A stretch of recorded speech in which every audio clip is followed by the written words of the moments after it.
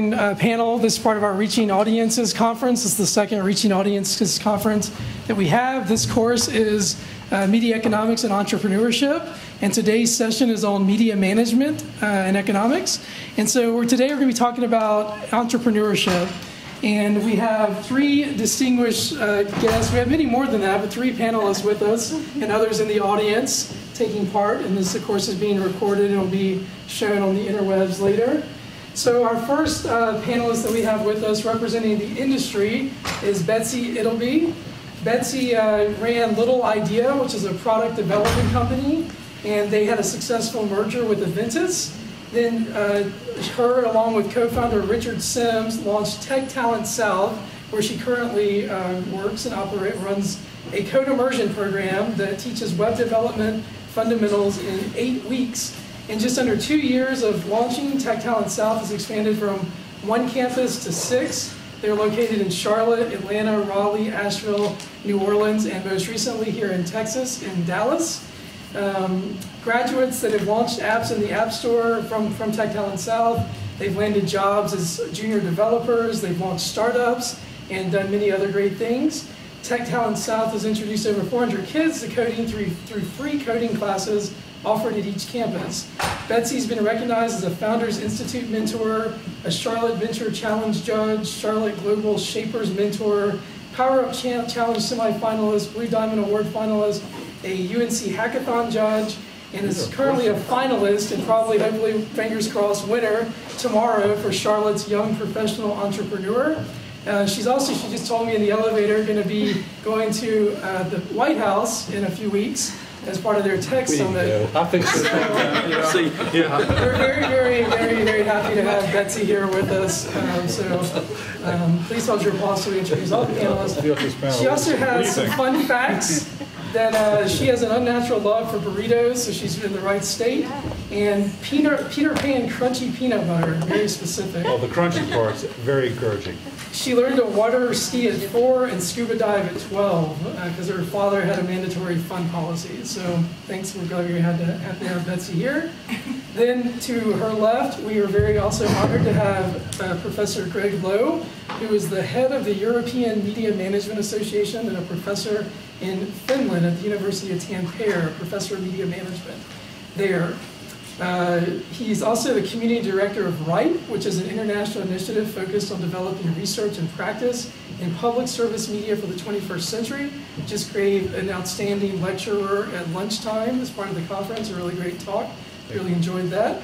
He established the graduate studies program in media management in Tampere in 2008, the first of its kind in Finland.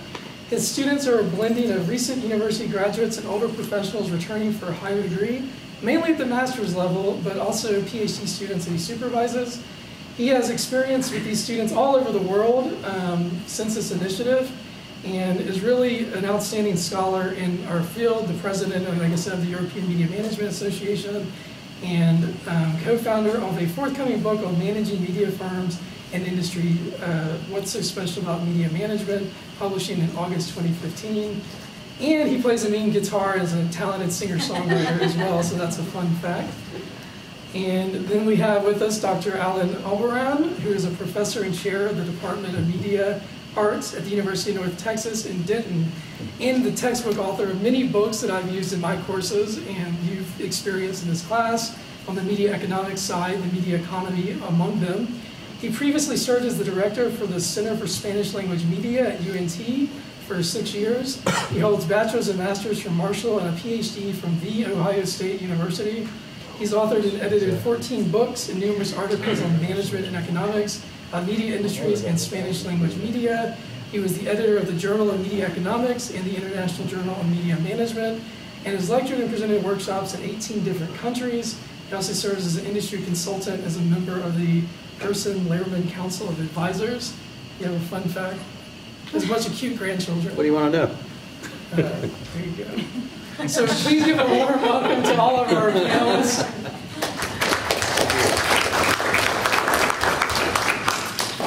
So what I thought I would do is I have a few prompts that I would ask the panel. Of course, if you have any questions, we'll ask a few of these prompts. And if there's questions from the audience, I'll turn it over to you. So again, this is part of media management and economics side of reaching audiences, and the focus is on entrepreneurship with this panel.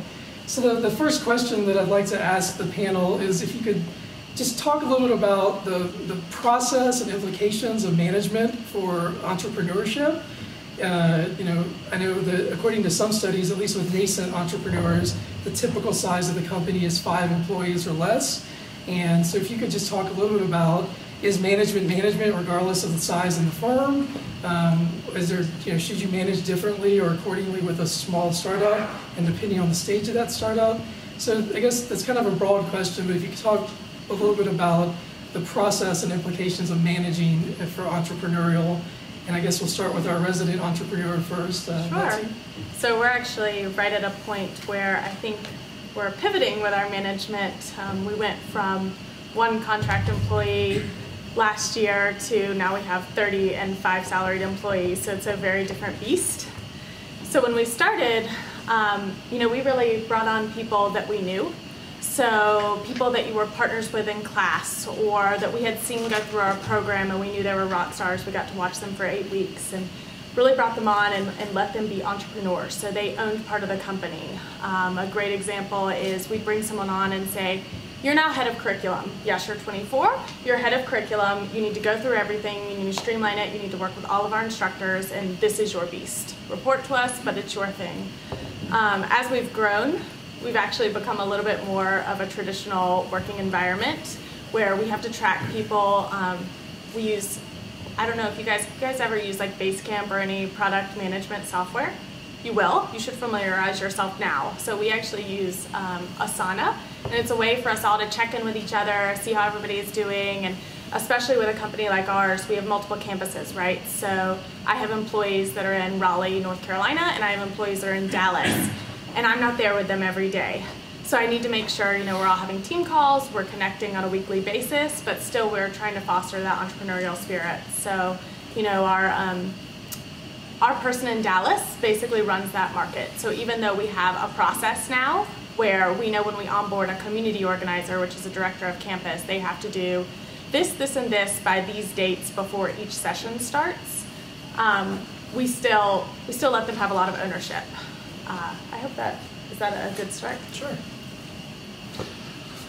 Well, I might frame this a bit differently and talk not so much about entrepreneur in the sense of a startup individually, but more what some are calling intrapreneur work, because actually all media companies today are really interested in how they can develop the business.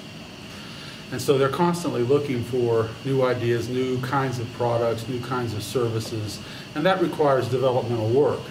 And so it's kind of being an entrepreneur, but inside a larger media company. And that creates certain interesting dynamics and even dilemmas. For example, most of the work you do in development is risky business. And so you're putting capital into something that may or may not actually pan out the way you hope it will. It may not produce the level of profitability or the margin that you would really want it to produce. So risk management becomes a really crucial issue when you're dealing with some organization or some team or some unit inside a firm that's working to develop something that hasn't yet become a mainstream product. So how do you manage that risk? Well, one way you do that is by doing it in steps, where there's a green light, but then there's a red light, so you go through kind of decision gates, a little at a time as it gets developed. You've also really got to have kinds of procedures and tools for capturing results. You've got to recognize that the idea you're starting with is not the idea you're going to end up with. And so the importance of being a learning group or a learning organization is really crucial.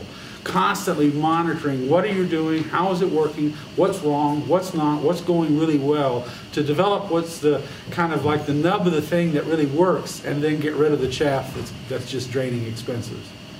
Another significant issue has to do with the fact that if you're dealing with something that is a kind of development or creative initiative inside a firm, you often meet with significant resistance from the mainstream part of the organization.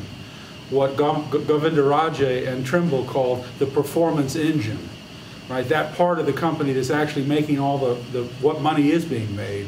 They often look at something that kind of threatens that business as a really negative entity. So you've got to have a corporate champion. You've got to have somebody at the top of the hierarchy that's going to really support that kind of an initiative in order to really make it happen. So the point I'm trying to make here is that entrepreneurial activity doesn't only happen outside of corporate structures. Increasingly, in media industries at least, it's also a key part of the work inside even the biggest companies. And there are significant differences in how that kind of team or that kind of work is managed compared with the management of the performance engine, which is all about efficiency. But development is by its nature somewhat wasteful. So I'm going to take a totally different tact here. I'm from the U.S. and of course, and I'm a pragmatist, and I live in a real world that you have to take advantages of. So here's my response to the questionnaire and just a couple of thoughts on this. First of all, it doesn't matter if the size of the firm is 1 or 100 or 100,000. You have to be able to make decisions. You cannot let decisions paralyze you. So I don't think the size of the firm matters, Jeff. I think you have to be astute enough to be able to make decisions. Secondly, you have to know how to monitor and control your finances. I don't know what the latest number is. Small Business Administration will tell you. But I have seen numbers anywhere from 80 to 90% of small businesses, what most entrepreneurial activity is, at least initially, right, fail within the first 18 months because of money. Okay? So you have to know how to manage money. And the third thing I would tell you, and I don't want to contradict my colleague here because I've known him a long time, right? We go back to the 90s. But risk. I'm a terrible judge of age. But it looks to me like most of you are probably under 25. Take chances. Fail. It doesn't matter. You got the rest of your life to fix it. Okay? And you don't go into business and you don't start a business with your credit cards and your savings. The key is using other people's money. I'm not making this up. You use other people's money because there are people who will be willing to invest in you and invest in your idea if you're passionate about it and you can demonstrate that there's a market for that product, service, widget, app, whatever it is we're talking about. Okay? So let me kick it back to your next prompt. That's enough for me. Can I follow up on that? Sure. So I would say, slightly different than what you said. Don't take on money unless you absolutely have to. My co-founder and I actually bootstrapped our business by touring around and teaching kids code, which isn't what we wanted to do ultimately, but it was a lot of fun, and we knew, one, we could, put a couple $1,000s in our pocket here or there, and two, get a lot of press for nothing, right? Like, who doesn't want to see an adorable kid coding out an app? Everybody. So we knew we'd get free places to host, and we'd make, $500 a pop per kid. So we saved up enough money to launch our adult programs. We've never taken on funding, not a dime. Cash flow business, cash in, cash out. We have never taken on anything, which means we don't answer to anyone. And it's wonderful, and I would never, at this point, once people will give you money, you don't need it. But I didn't say don't take risks. I know. I said risk management, right? But I didn't want it to be interpreted. I was just taking a different. That's okay. Yeah. One of the challenges of having such a esteemed, smart panel is you already jumped to my next question, which is going to be about entrepreneurship and fostering entrepreneurial ideas within large organizations. So I guess I'll open that question up to the other panelists. In reading about your company, Betsy, can you talk a little about your students, where they come from? Were they in existing organizations? Why did they want to learn coding and have a different change? Sure. And you said that basically some of them start up, some of them work in industries. So do they go on to do intrapreneurial or entrepreneurial things and once they graduate from your school? It's absolutely a hybrid. I think people think of what we call hack school, which is what Tech Talent South is. A lot of people think, okay, everybody coming to our program is a 22-year-old guy wearing a hoodie, right? And that's just not the case. We have people that have worked as doctors and lawyers and have worked for startups. Maybe they were on the, the business development side, and they were talking to programmers on a daily basis, and candidly the programmers saw right through them and knew they didn't know a thing. And they really wanted to be able to talk the talk. We have people that, like you guys are prototyping ideas right now. We have people that continue that. They want to be able to build out those themselves or be able to hire the right people and talk to their developers. So we have a lot of people coming to us that go through our program and then apply to accelerators across the nation. Truly, there's just not a standard student in our program. He wants you to speak next, I think.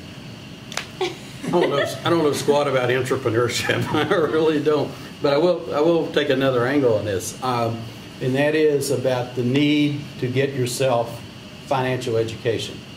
Okay, because the American system does a lousy job of educating you much of anything more than how to manage a checkbook, if you got that at some point in school.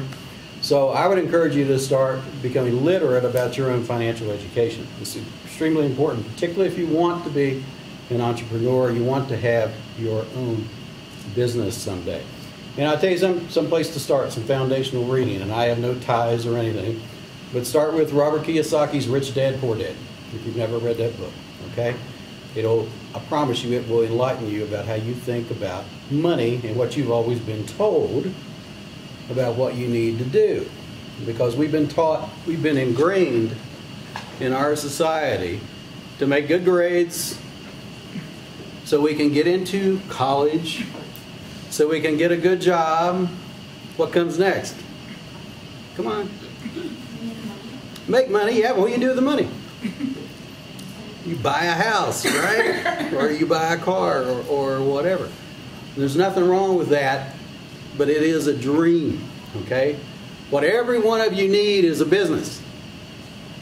Everybody needs to be a business. So this is as close as I can get to that entrepreneur thing. Now let me show you why. It's real simple. If you make $0 to $50,000, some of you are probably doing your taxes, right? Everybody got your taxes done for this next year? When you hit $50,000, it doesn't matter what tax bracket, tax group you're in. You can be head of household, meaning that you can be a single mom or a single dad with a couple of kids and no spouse, and you're probably eating a lot of beans and tortillas. Your tax rate is 25%. Okay?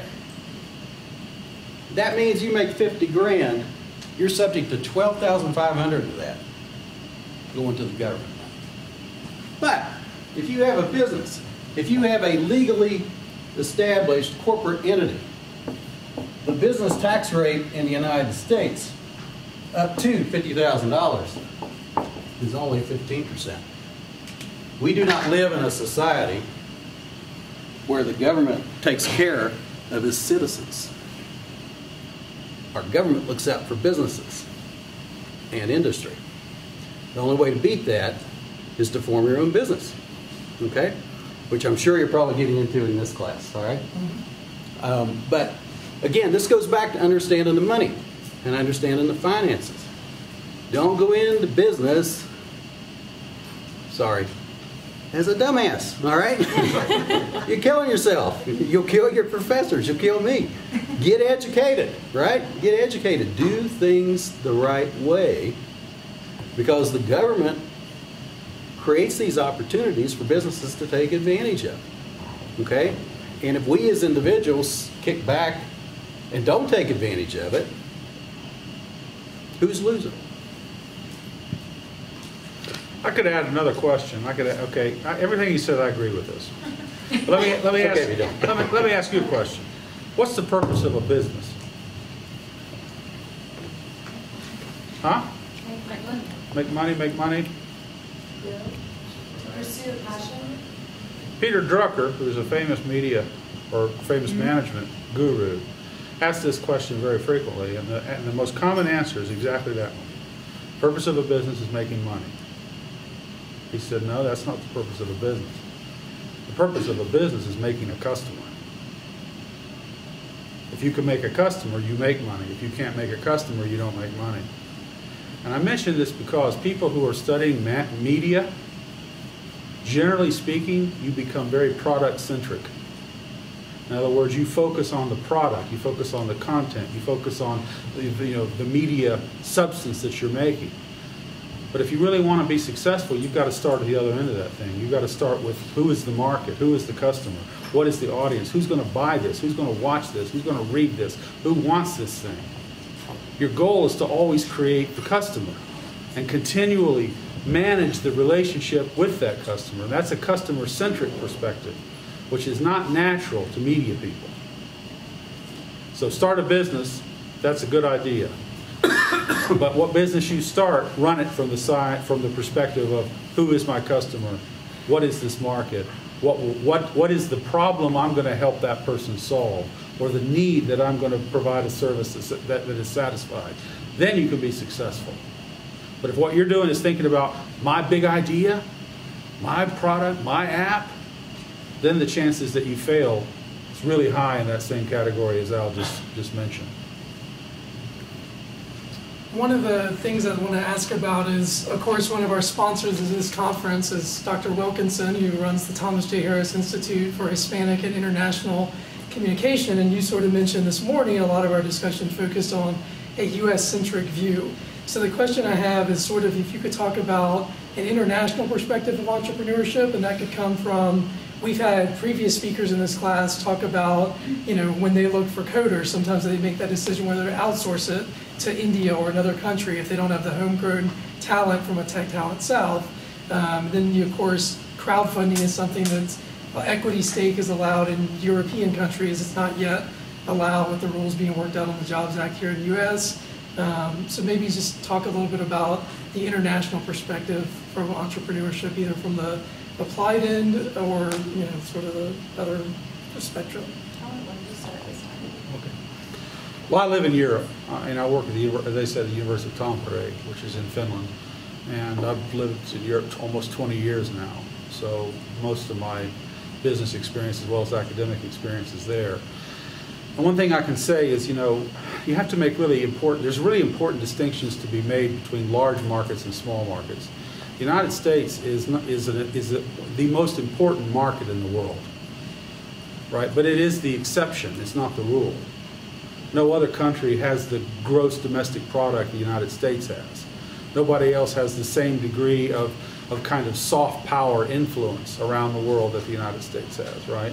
So when you get outside of the USA, you run into a lot of very different ways of thinking about how to grow your business. For example, if you're a Finnish company in media, like the Helsinki Sanomat, which is the largest newspaper firm in Finland, if you want to grow your business, there's a very finite ceiling to how much you're going to grow that when you've got 5.5 million people, right? You've got, what is it now, 380 million or something like that in the United States? 331. 331, okay. That's a pretty big difference, isn't it? So when these guys in Europe, even the biggest countries like Germany, which has about 80 million, 82 million, I think it is, even in that size of a country, a lot of the time when they're thinking about growth, it's outside of their country. It's how they're going to invest in the media properties elsewhere. So they are, in a sense, much more inclined to be very international in their orientation. Not only to save money, which is quite characteristic here, outsourcing to countries where the cost of labor is cheaper or the laws or standards are more relaxed than they are perhaps in the USA, but because also that's where their market potential really grows exponentially. They can't really grow that much internally. So then they start getting really interested in having particularly young people who have a wider world experience. When Al said a little while ago, be willing to take risks. I would even encourage, beyond just the sense of taking risks in business, you have to take some risk with your own life development. Go someplace. Do something. Experience things that you've not yet experienced, because every one of those things will enrich you. It will grow opportunities. It will build your network. It will open your mind to new options and new possibilities. And that's very characteristic in smaller countries because they have to. But bigger countries, even in Europe, very often become quite, in a way, parochial. They're very internal in their thinking. And nothing new comes from the same old thing. Any thoughts, Helen? Not better, I think. Okay. I could talk about Stu from other, let's move on. All right. The other sort of thing I want to talk about is academic industry partnerships. Betsy served as a judge at a hackathon at our alma mater, the Tar Heels. And last night we were talking to Alan, you mentioned as an administrator, sort of the role of a lot of universities wanting to do entrepreneurial things in our discussion last night. So if you could talk a little about the importance of academic and industry partnerships in fostering kind of an entrepreneurial ecosystem. I'd love to speak to that.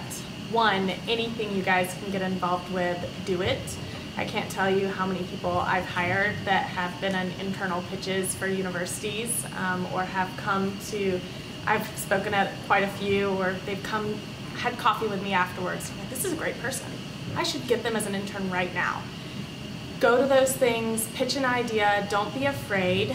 I was just telling Jeff, last weekend in North Carolina, we did what was called Startup Madness, and we hosted schools from around the nation, different pitch teams, and they basically did bracket style pitch competition. It was really great. These people won scholarships. They were definitely free tuition to my program. They now have their names out. I mean, talk about a way to get a job. Like, be a part of this ecosystem. Companies are trying to get in there. They're excited to see talent. If you're the person that's brave enough to try to form something when you're this age, you're the person that's going to have more opportunities than you know what to do with on the other side. Okay, I'm just going to, yeah, we have a lot of partnerships both within our particular department and in our larger university. We have a Center for Entrepreneurship that's campus-wide.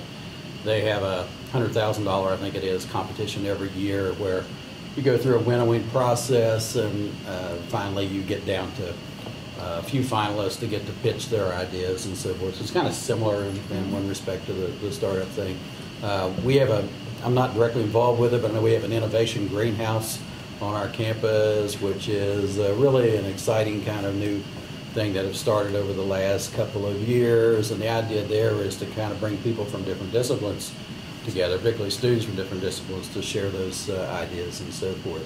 And I was going to say at the very local level, and I know this is the same or a similar situation in the college here, but we have a executive board of professionals that serve us in a variety of different ways. They come and speak to classes, they serve at special events, they help to raise money for us and so forth. There's been a few little things or short-term type ventures as opposed to long-term, but I think that you have to have those types of partnerships. You have to grow those types of partnerships, and it takes time. And the best resource is some combination of industry people and key alumni. And again, I know I'm speaking to the choir as far as the faculty here goes, because you guys have a great, what do you call it, a board of visitors, or what do you call yours? National Alumni Board. Yeah, something. There's all kinds of different names for these things, but that's become, I think, a model that a lot of media-related departments, media-related colleges around the U.S. have adopted. And I think you see a huge difference between those that have those kind of entities in place versus those that don't. I would say that one of the great problems that most everybody has is a lack of self-confidence. I bet you every single person in here could tell me in great detail every flaw you have. You look in the mirror and you say, my nose is too big, my eyes are too close. Or you think about my height is not tall enough, or you think about whatever. We all have these problems with insecurities, uncertainties, and they tend to hold us back. They keep us from really trying things or doing things. You need to understand that you are an extremely valuable, in a way, entity or group at this point in your life. Everybody looks at you as a kind of giant mystery. All the media firms want to know, what are young people doing with media? How are young people using media? How do they think about these things today? What are they doing? How are they acting? Where are they living? What do they want? You know that. Does that have any value? They're very eager to hire, or at least to give you opportunities, partly because they want to learn also from you. So if you have the kind of a little bit of confidence in yourself, you're willing to put yourself out there a little bit, then the chances that you can go quite far are actually much higher than you probably think. So there's a few lessons that I hope you would kind of learn and begin to practice. Number one, network, network, network. Meet everybody. Okay, some are going to be rude. You don't need those people anyway. You tried. But most will be, you know, interesting. Listen carefully. What are they talking about? What are they saying? Is there something in here? You know, you have to learn to see. There's opportunities all around us in our lives, but we don't see because we're still embedded in our own little bubbles. You know, how are people using media? What are you doing on a daily basis? What products do you find valuable? Why do you find them valuable? Keep track of what you learn. Keep a notebook of your good ideas. When you meet people, especially people in business, ask for a card and follow up. You know, just send them an email. Really enjoyed meeting you. That was interesting what you said about da-da-da-da-da. Okay, well, that means you have to remember. So as soon as you disappear, go around the corner with your little notebook I told you about, and write something down, write back and say, man, that was really interesting what you said about that. I thought da-da-da-da-da. Each one of these things can open up doors or opportunities you don't even know about yet. Right? The human resource is your resource. It's where your ideas come from. It's where your opportunities come from. It's where you can really have a possibility to develop. That's entrepreneurial. That's socially entrepreneurial. And that's where most of your great opportunities will come from. Any other panelists want to chime in with entrepreneurial skill sets or mindset traits? Kind of dovetail on that? So I get emails all the time asking if we're hiring. And we are all the time for great people. Don't just apply to jobs that are posted. I don't have time to post jobs. I look for great people and then I find jobs for them. So reach out to people. Reach out to people at cool organizations. What's the company that I heard you guys speaking from earlier, Todd? Smooth Fusion. Smooth Fusion. Sounds like an awesome company here. Reach out to Todd and say, hey, do you want to grab coffee? Do you want to just get lunch? Can I buy you lunch? I guarantee 90% of the time you do that, people are flattered and they're excited to go with you and you'll have your foot in the door. Just try. Yeah. One thing about that too, when you guys are looking for jobs, you know, a really good job is going to have, what, 50, 75 applications? What most of them are going to be saying is, hi, I need a job. What would impress me as an employer is that you say, you know, I've been looking at your company, and it's really interesting, you know, you do this, and then I noticed that da-da-da-da-da, and this happened, and I really think, I've always had a passion for that, and I think I'd really fit into this ethic that you have. If you can demonstrate that you've actually looked at my firm, you know what we do, you've thought about how you could fit in, then even if I don't hire you, at least you have the chance that I might hire you, you know? I mean, you're not just in that stack of 50, you're in that stack of 4. You're not just looking for a job. You're looking for a fit. That impresses me. And especially, you know, if you said, I've read some of your stuff. I've looked at some of what you've done. Well, then, like she said, that's kind of flattering. You know, you think, wow, gee whiz, I guess I'm a little better than I thought. You know, I mean, it makes a difference. I would just add something I've already alluded to, and that is read. You get your sheepskin, your education better not stop, or you will stop. You have got to continue your education. And I would say, I'm not talking about reading your favorite blogs or every industry trade or that sort of thing. I'm talking about read. Read some things you never have read before. Broaden your mind. Warren Buffett, probably everybody in the room has heard of Warren Buffett. Charlie Munger, his number 2 man, at age 91. They spend about 6 hours a day reading in their offices in Omaha, Nebraska, and Berkshire Hathaway. And they read all kinds of stuff. A book I would recommend also, Talent is Overrated, by Jeff Colvin, C-O-L-V-I-N. He's a writer for Forbes. Because it kind of goes back to one of the things that Greg was saying. We're our own worst critics. You know, we tend to knock ourselves and put ourselves down. And Colvin's book, which is based on a lot of research, basically says you know, there's a few people in history that you can point to, like you mentioned Albert Einstein over lunch. Einstein's one of them, had one of the highest IQs, except for the guy on Scorpion now, right? Whatever his name is, it slips me anyway. But for most of us, the people that, I'll use a good phrase right now, people that are in the 1% and the rest of us, there's not any difference in IQ. There's not any difference in ability. There's not really any difference in education. It's what you do with what you have, okay?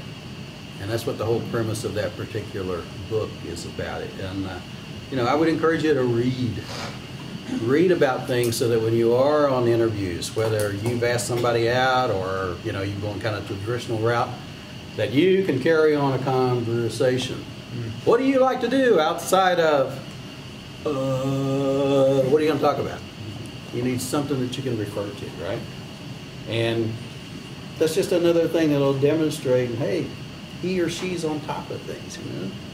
They make time out of their life to read, make time out of their life to grow, just like we need to make time out of our life for reflection and time out of our life for exercise and time out of our life for our family, you know? It's just part of all the things we know we're supposed to do, but, you know, we kind of get overweighted on priorities, or we think this priority is more important than everything else, and so we tend to go in that direction.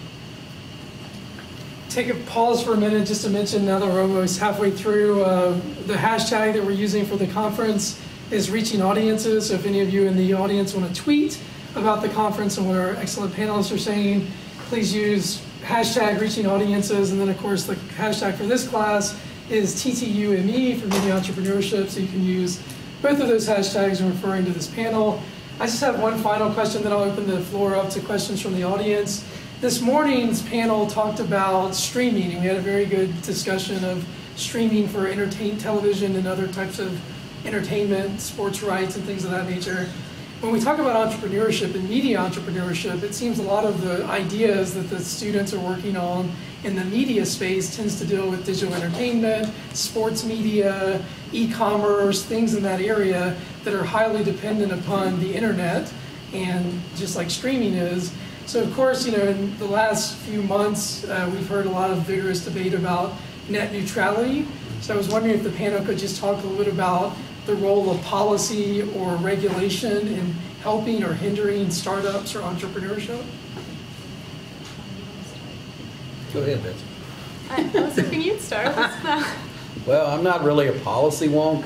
I mean, there's already been 2 lawsuits, pretty good, high profile, that's been filed against net neutrality. I think this is going to be in the courts for years to come, and it'll take some time to sort this out. Until it gets sorted out, those are the rules that are in place. But you know, I don't see policy really creating a hindrance in terms of media entrepreneurship.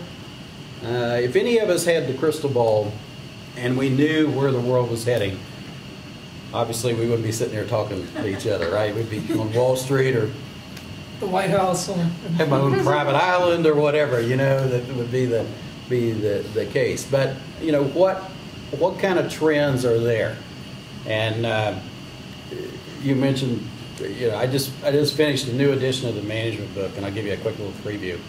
This is the 6th edition, and I postulated that there are 3 trends that we don't really know their impact yet, but are going to continue to shape what we think of as the media world. And I'm not the first one to have said these, so I creatively borrowed them, okay? One is the whole social world, all right? Social television, social media, social whatever. Do you think we've seen the end of social media? No way. We're not even this far up the hill on social media. Another thing is cloud. The cloud-based, which is internet, right? But all the potential applications for the cloud tied in with tomorrow with the whole big data thing, okay? We haven't even begun to get a handle on all that yet, okay? I mean, that's just mind-boggling. what it's going to open up in terms of commerce, in terms of jobs, in terms of research. I think in terms of kind of collaboration between industry and academia, I think that's very exciting, okay? And the third is mobile, all right? I don't believe we're anyways close to the mobile revolution being over. We've just seen this introduced with 2 devices. We're getting ready to see the big April 24th rollout of the iWatch, which probably will be a little disappointing from what some people are expecting. You know, I think some people think it's going to dress them every day or something. I don't know, you know, but I think there's a lot of expectations that are associated with this. But the mobile world is not going to go away in your lifetime. It's just going to expand and grow and so forth. Just one final quick thing. Experience I had back right after the turn of the year for the first time I've ever done it. I got to go to the Consumer Electronics Show out in Las Vegas. Mind-blowing. Mind-blowing. There is so much technology that's on the horizon. It's just incredible. You ever get a chance to go and get an employer to pay for it, right? Don't use your money.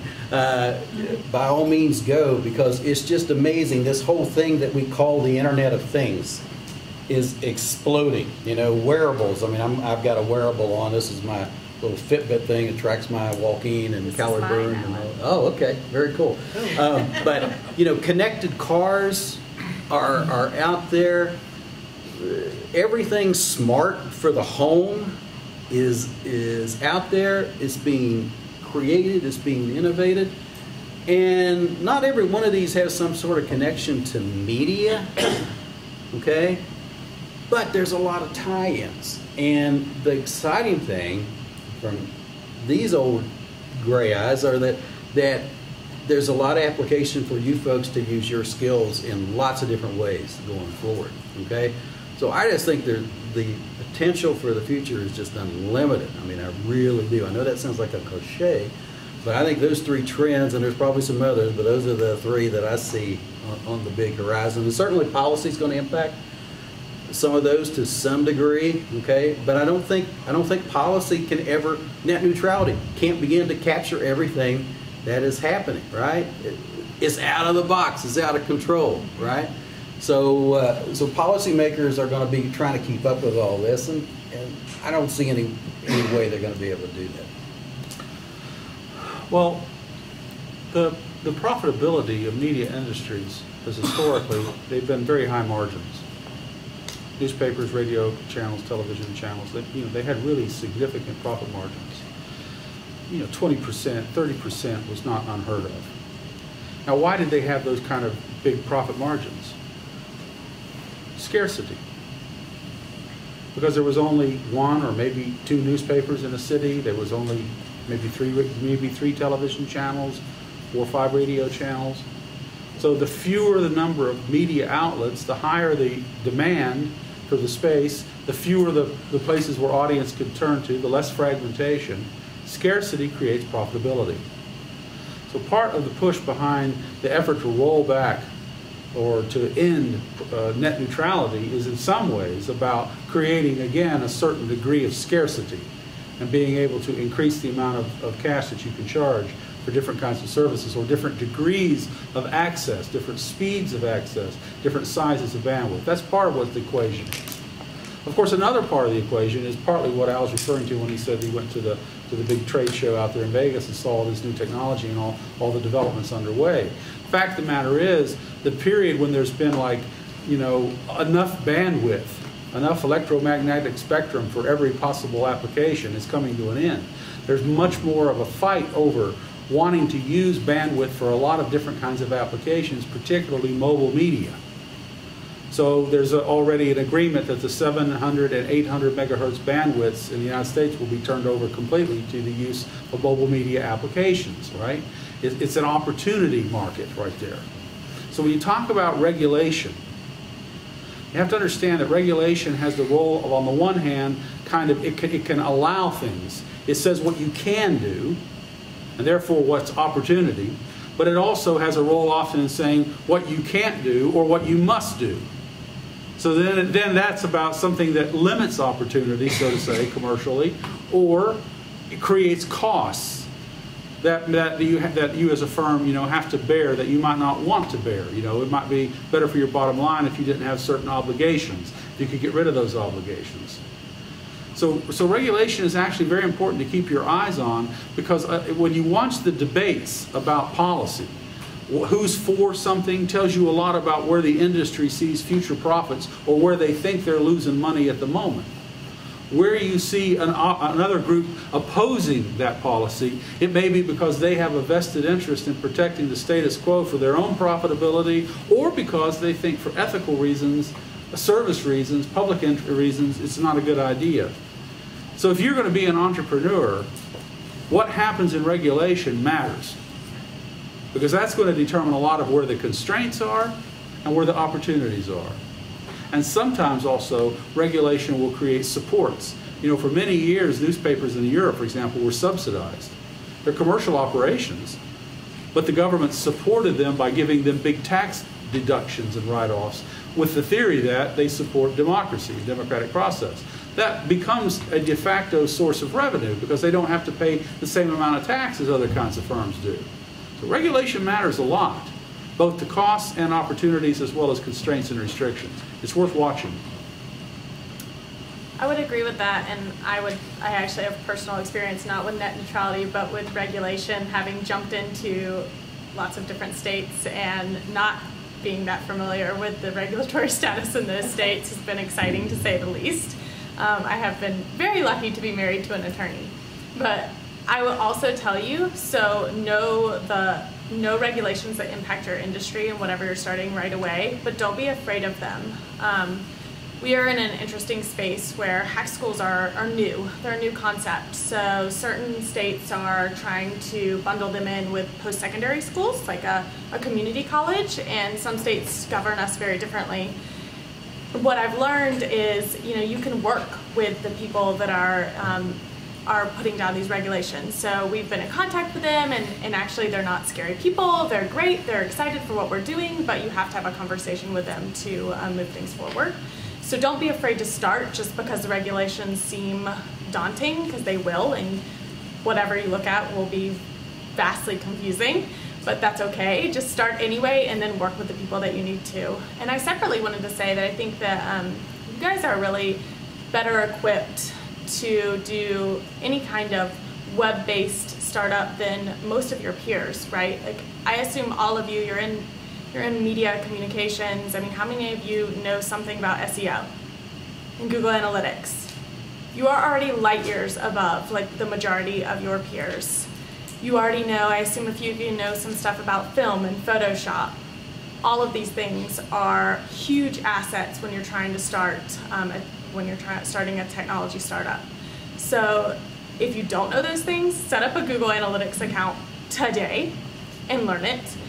Learn a lot about SEO and learn Photoshop, and you'll save yourself 2 employees right off the bat, but it will go a long way. Open the floor to questions from the audience now. Not all at once. It's not all that clear, come on. Blake? Do you think it was easier to start a company 20 or 25 years ago or today? I thought it was really easy to start today. I didn't do it 25 years ago, but I mean, I'll tell sort of my story if you guys want to hear it. But so I actually ran, like Jeff was saying, a physical product development company in Charlotte. I got really lucky, and I had run my own little company. I started selling stuff on Etsy and then online, and I later supported myself for 6 years off this physical product that I made. It was a dog product, and I had no idea like how lucky I was. I was making like a teacher's salary, and I was becoming frustrated because all my friends were becoming attorneys and doctors, and I was like, man, like I'm making like $32,000 a year, and they're making $400.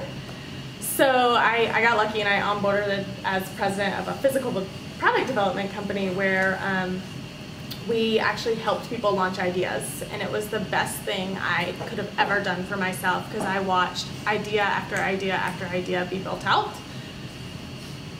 I went from there to deciding that physical products were really exciting, but they took too long and they were way too damn expensive to start. So hundreds of thousands of dollars and years before you ever had any idea if your product would be successful.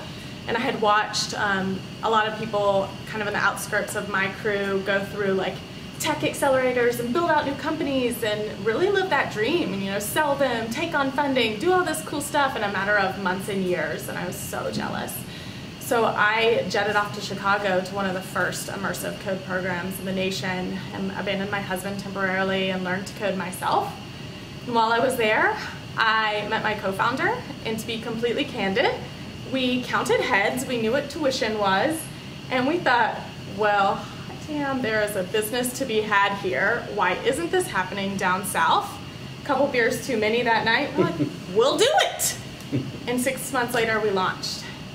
It was just about, you know, once you have that idea, and you don't have to be the one that created it. I did not start the first code school. I started the first code school in the Southeast. And that's okay. So find something and just go for it. We launched literally our first adult program within 6 months of even talking about it. My answer would be it's easier to start, it's harder to sustain. The barriers to entry are significantly lower.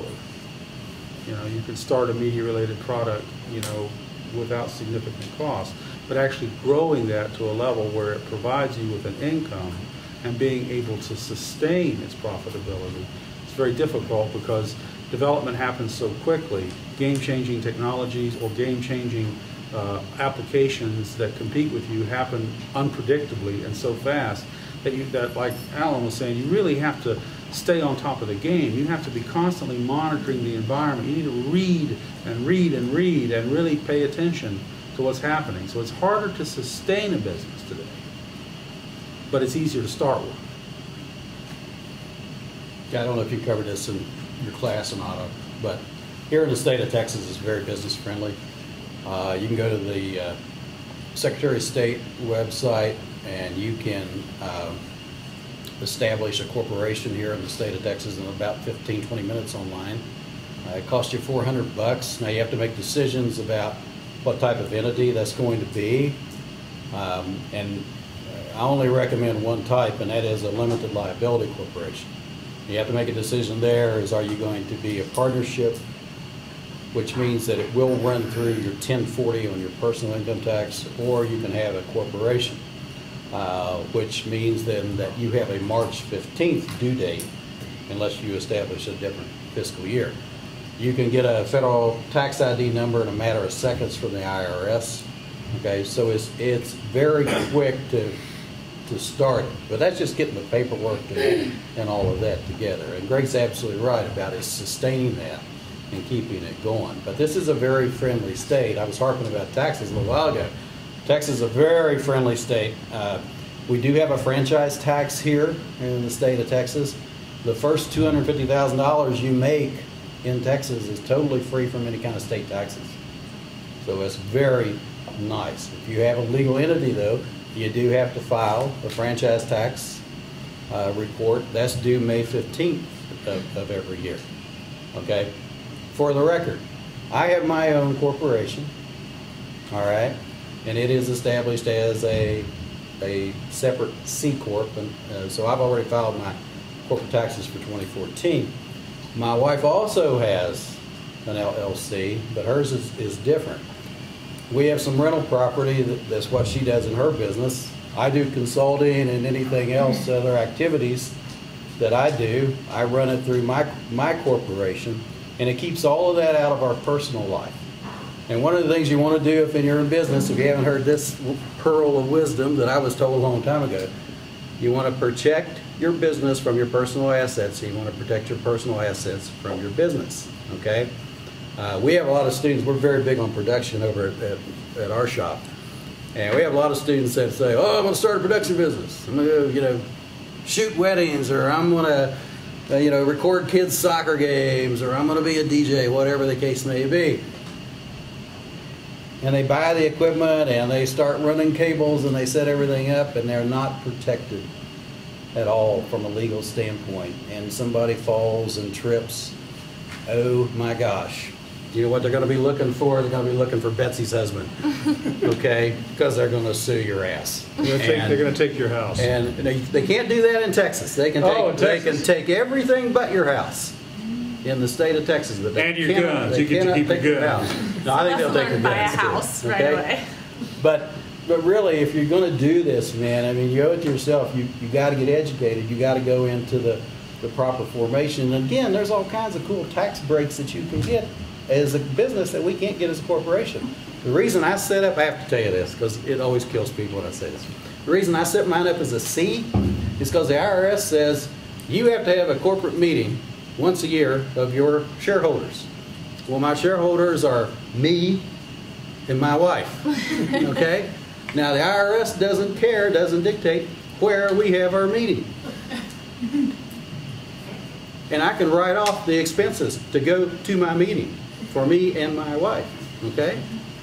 And I can write off my airfare if we travel somewhere, meals, rental car, hotel, the whole bit. So we usually have our corporate meeting somewhere nice. It's usually in Maui, okay? It's totally legal. I can't write that off if I have a business operating on a Schedule C as part of my personal taxes. I'm not allowed to take those kind of deductions because I'm not the corporation. The government gives these opportunities to us. We either take them or we don't, okay? I didn't get educated about this until I was in my late 40s. And my CPA was on my butt about you're paying too much in taxes. Well, duh, I didn't know I could shelter it this way. You know, I didn't know I could protect it. And so, I mean, you owe it to yourself. You'll get in a lot better financial shape a lot faster than I did, you know, if you do things right. But that's the key.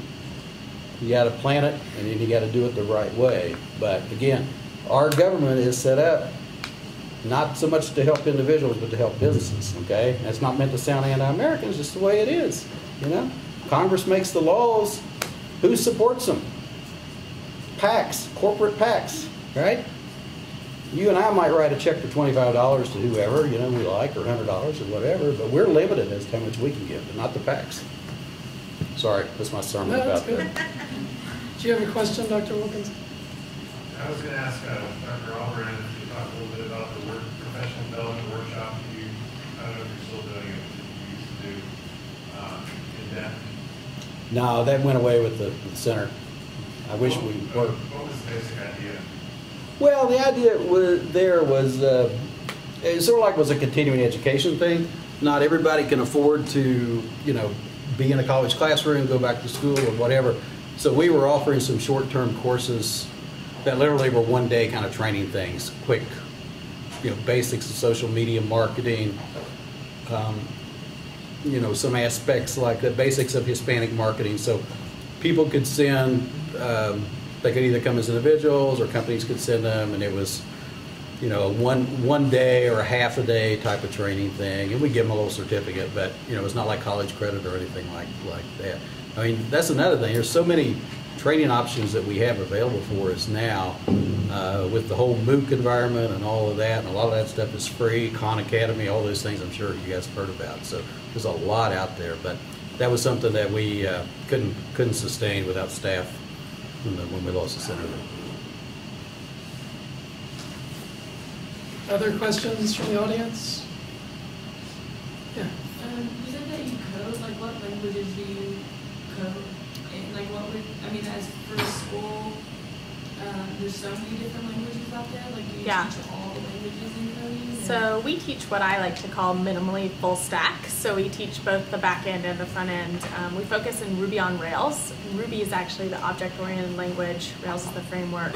We hit on front-end supplementals that you've probably heard of too: HTML, CSS, JavaScript, Ajax, jQuery. We do database stuff. I mean, the idea behind a program like ours is you should be able to go in and in 8 weeks be able to build out a full web app. And when I say web app, it needs to be database backed. So I like to use the example of if you go to, you know, Chili's website, it's just a static website, right? It's like a menu and you click it, but you're not actually affecting any change to the back end of that website. But if you guys go and use your debit card and buy a coffee at Starbucks and then log in to Bank of America, everything is different from the last time you logged in, right? Like you bought something, that database changed. So we want you to be able to build out complete apps. I would say, like, if you're starting out, there are a lot of great resources. Like they were mentioning Khan Academy. I am a huge advocate for Team Treehouse.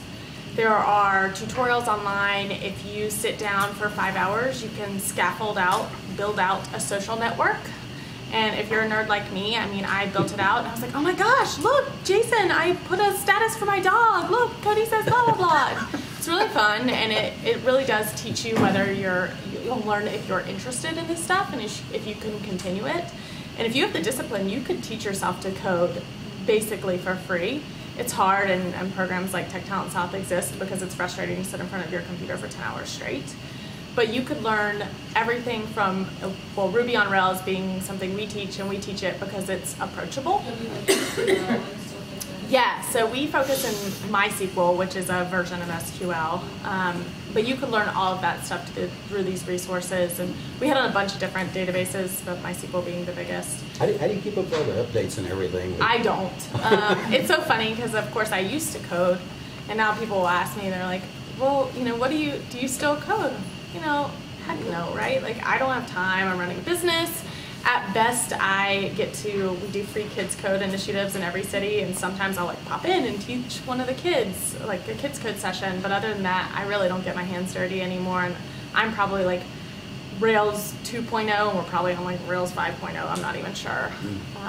But Ruby on Rails is a great way to start. It's really approachable. When you get an error message, it's basically written in English, which is very helpful.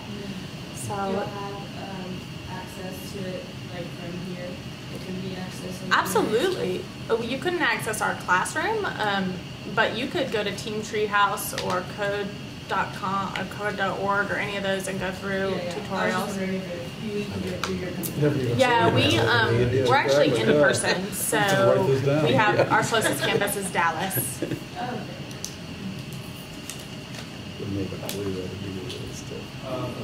what are some challenges and opportunities? We actually answered this question in the class in our discussion about like niche media startups like Huddle, or we all heard about them. They just got $72 million funded to them, and they're do y'all know what that is? No. What was the name of it? Huddle. Huddle. Okay. It's a high school sports app. Okay. Cool. Nice.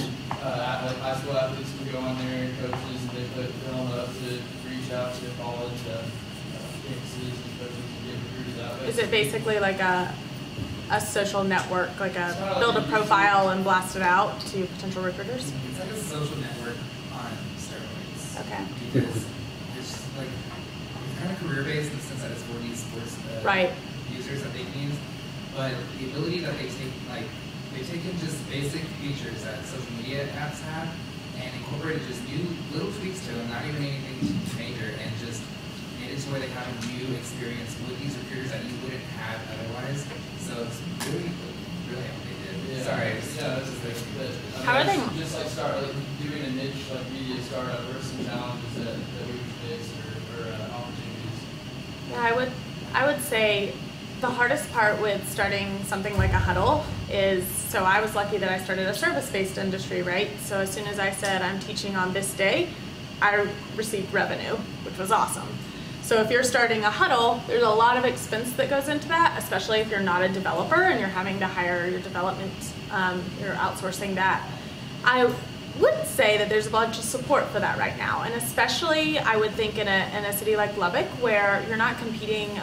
I spent, as I said, like a few years in Chicago, and the tech scene's huge there, right? Like, it's hard to get your foot, it's hard to get like any reputation, like nobody cares, everybody's building something, you're one of a million. If you start building something, I'm from Charlotte, and so it's easier, I like to say, like big fish, small pond, right? Like if you decide you're gonna do something here in Lubbock, I bet you can make an impression on this city in a rapid pace. And if everything Jeffrey's been talking about, I think there's an accelerator being built, like a co-working station. These people are gonna push you and push you and push you and help you in every possible way because they're looking for a success story. So you'll have that going for you. If I could just make a quick comment. Sure. And I can't speak about Huddle. I mean, that sounds cool. But what's causing that to happen? What's that environment that creates a startup like this to grab a hold of 70 million? I mean, this is where, again, keeping up some education is going to help you guys out. Look what's been happening in the U.S. in terms of monetary policy going on 6 years now. We are in a practically 0 to 0.25 interest rate environment.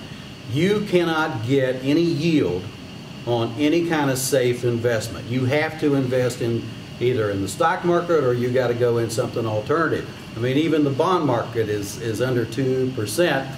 And what we have seen happen around the globe now is we've got central banks in Japan and Europe and other places, and they're doing exactly what we did. They're starting to do this quantitative easing. And I think the German Bund is now in negative territory, at least it was the last I heard about it. Okay, so there is all this liquidity on the sidelines, all right? Now, I don't know Lubbock that well. This is probably not a city that's armed with lots of venture capitalists, okay? But even if there's not VC money in here, there are angel investors, I'm sure, in this area, okay? And there are angel investors certainly in Texas, all right? There is a lot of money that is out there is sitting on the sideline, which is why I said a long time ago, don't do anything with your money, use somebody else's, right? Because they're looking for yield. Now they may want, like Shark Tank, you know, they may want 25% of your business or something like that, okay? But, you know, again, if you got good ideas, this is such a great time because there is this search for making a real return on money, and it's just not there. You know, a lot of people are, even the big investors are not real sure about the stock market because of this wonky interest rate policy that we've been under with the Fed. So that's another reason this is a great environment for you guys and thinking about startups and so forth. I would just say you have to keep your mind on the idea of what is the problem to be solved. All right, what is the need that is to be satisfied? I mean, like for example, I don't want to buy whole albums anymore or whole CDs. All I want is individual songs. iTunes. But originally, I just want a way to keep up with my friends and what they're doing so we can coordinate our schedules and activities. Facebook. Right? I mean, all of these things, you know, are just about finding a need or finding a problem that needs to be solved and then figuring out a way to do that. Okay, then the answer to which tool is which one best solves the need. It's like when students ask, what kind of research method should I use for my thesis? Well, whatever method's best going to solve, you know, give the answer to your question. You've got to find that. So start paying attention in your lives to what problems people have. What are the problems they have that there's not a real good solution for? Or the needs, it may not be problems, but the needs that they have to solve that I might be able to provide some means for them to satisfy much easier, more conveniently, or more entertainingly, or more persistently, or consistently. That's where you have to start. Right? If you start looking for that, then the big ideas will come. Then you can get plugged into investors. You know, you can figure out ways, you know, to get the support. If you can demonstrate that there's a market and you've really thought through how the business would work, what the model is, how to grow it, and all the rest of that, then there's a good possibility you'll find the investment capital. Like he said, I mean, people with a lot of money, man, they're looking to make money, and just sitting there, they're going to lose money. You don't, you know, in America, you don't make money unless it's moving. You know, you got to pay taxes on money just sitting there. Exactly. So you're looking for ways to, you know, they're not doing you a favor. They're looking for an investment. They're looking for an opportunity to keep the money rolling and therefore growing. Recognize that. It's even true for not-for-profit organizations. They've got to give the money away. They can't keep it. Right? You know, you don't have to think like they're just doing me a favor. They're not doing you a favor. They got to spend it. What they want to be sure of is that they're going to spend it somewhere where it's going to produce a result, a good result. It's going to have a good impact, or it's going to produce a good outcome. Think that way. Well, we're almost out of time. Just one final really quick question. Education has been a theme throughout. You've talked about some of the skill sets necessary. You mentioned a minute ago the popularity of Shark Tank. Here in Lubbock, Lubbock is as a community, a big supporter of the National Lemonade Day, which teaches young children under 10 entrepreneurial skill sets. They have to create a business plan, financials, have their lemonade stand. There's hundreds of them throughout Lubbock. So it starts out you teaching young little children coding at a young age. So we start out with entrepreneurial education and other education really young, and then all the way to these college programs like here that have entrepreneurial programs, media entrepreneurship. So you could gaze into your future crystal ball, just what's the future of media entrepreneurship in a minute or less. definitely think we need to start young, and you guys would be blown away if you went to one of my kids' code camps. You'd be probably humbled in that they can scaffold out, they can teach the computer how to play themselves in rock, paper, scissors after about 5 hours of code lessons. So you guys should learn, because they're going to be right behind you building out whatever apps you guys are thinking about right now. Well, the future's you. It's just that simple. You know, the United States is not going to be what it is now 20 years from now. You know, the way the social system is engineered and the way things work is going to be different. I mean, you know, there's just so many changes underway. And your generation's going to have to be entrepreneurial. You're going to have to be responsible for your career to a degree that earlier generations did not have to be responsible. Most of you are going to work for many different kinds of companies in the course of your life, and are going to have your own companies at different periods in points of your life. So that means that you need to start taking, right now, responsibility for your career and your life. It means right now you need to be doing exactly what he's saying and learning about how to make the most of the money you do have. Maybe a little bit now, but you want to keep as much of it as you can, don't you? You want to be able to use the money to your benefit as best you can. You need to be making your own investments in your future retirement. Don't be counting on that money being there. A lot of old people like me are going to be draining the hell out of that system, right? We're going to be old and sick and dementia-ridden, and, you know, no, don't count on that, man. It's a different world. Now, that's scary in a way. Drool here. A little bit. It's a drool. It's a little bit scary in a way, and that's something you need to understand, too. You know, risk is scary. But that's where your great opportunities are. And whether you like it or not, in my view, I don't see that your generation has a choice. It is entrepreneurial. And you're very fortunate to live in a country that supports entrepreneurial development. Like, I'm in Finland, you know, and the Finnish government is all gung-ho about entrepreneurs and let's get out there and let's start businesses and all that. But then they got laws that say if you go bankrupt, you still have to pay all the money back. Whereas in the United States, if you try to, you know, an enterprise, you got a corporation, you gave it a try, then it fails, okay, the corporation fails, that's basically written off. You can start again. Go start another one. Right? Like they say in Silicon Valley, if you haven't gone bankrupt at least once, you ain't really been trying. That's the future. I'll answer it a whole different way. Everybody in here has heard of something called the Fortune 500, right? Or the Fortune 1000 or whatever. I challenge you to do this when you got some free time. Go back and look 10 years ago, 20 years ago, 30 years ago, just who was in the top 10 of those Fortune 500 companies, and how many of them are still there in 2015. There's a lot of changes that happen in corporations and in companies.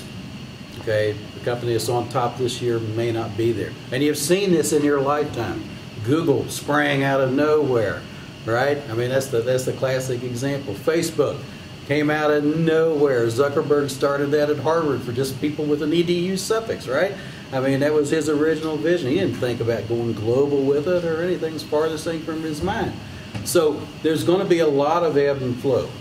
And if you're going to be an entrepreneur, a true entrepreneur, it's probably going to start more than one company. You're going to start many companies, all right?